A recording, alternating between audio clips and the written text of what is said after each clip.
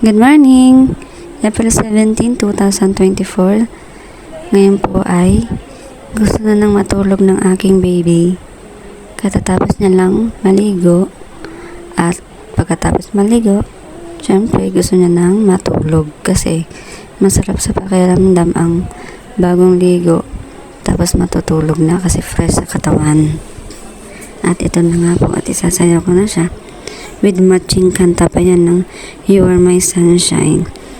Kasi yun ang pampatulog sa kanya.